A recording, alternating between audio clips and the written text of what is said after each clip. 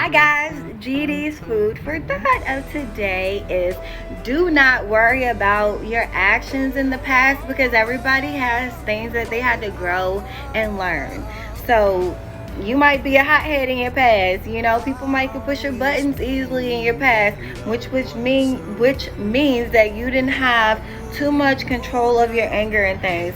However, you might have noticed that, worked on it, changed it, but you will notice that people will constantly try to pull that card against you, knowing that you have grown, because that's the only thing that they can say. That's the only thing that they can utilize against you is what you used to do.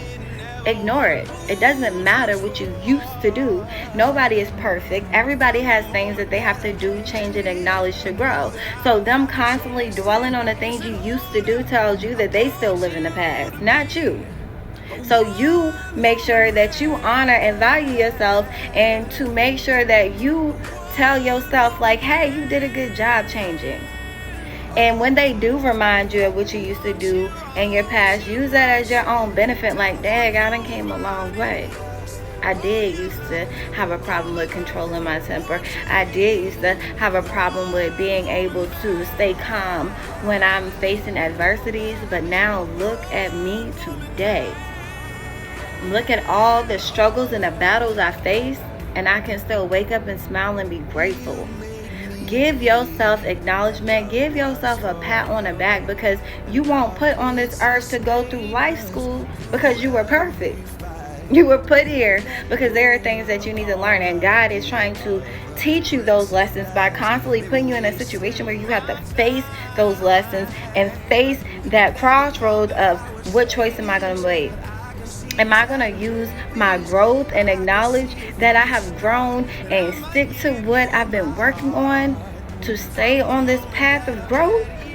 Or am I going to revert back to the old me and react in the way that everybody's expecting me to react because they want me to be who I was?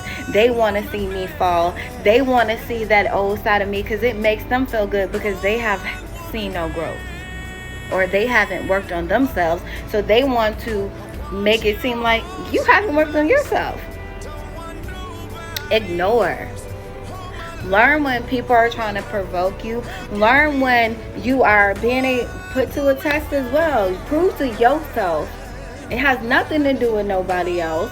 It's you that you're proving to yourself that you actually have grown. The work you have went in and did, and the reevaluations and the reflections you have done with yourself, to yourself, is for permanent, lasting change.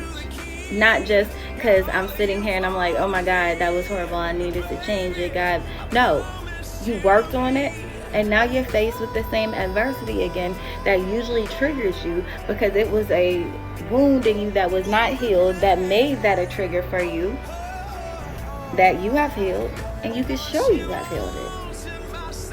Be proud of you. Learn how to give yourself some credit even if nobody else does. It doesn't matter.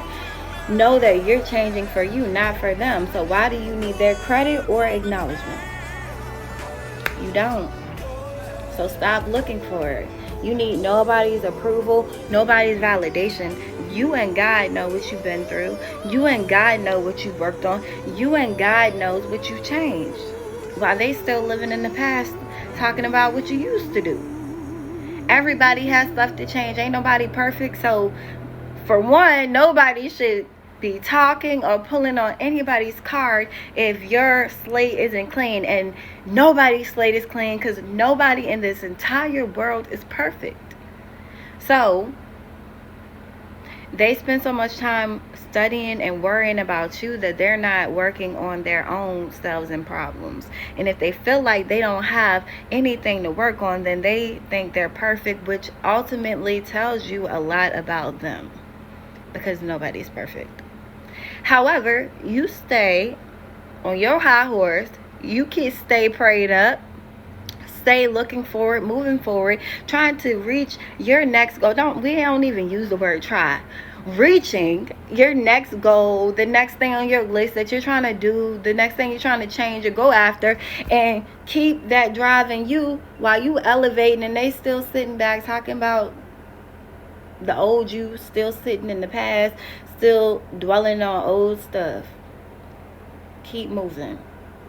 Keep rising. Keep praying. Keep changing. Keep that drive in you. Keep that confidence in yourself.